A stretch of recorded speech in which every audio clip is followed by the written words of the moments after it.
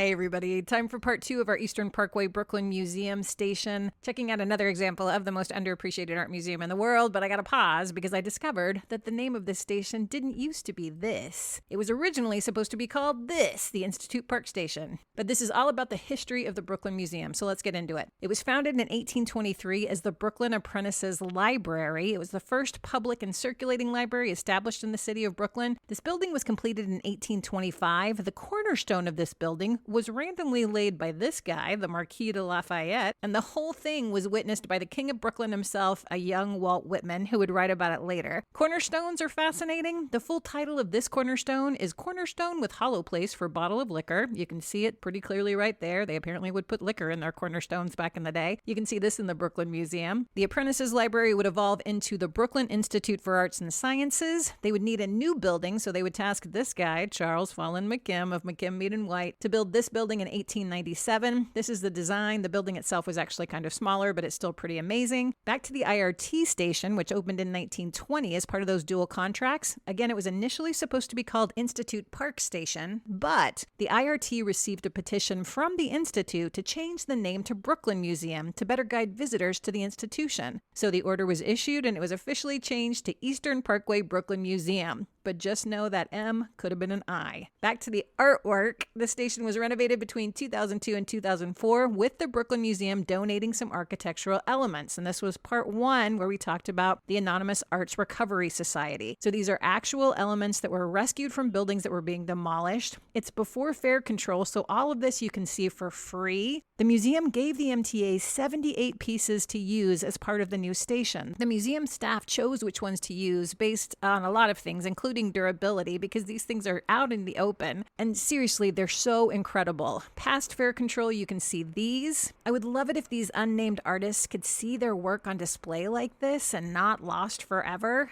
It's just incredible. So check out this station and all the stations in the most underappreciated art museum in the world.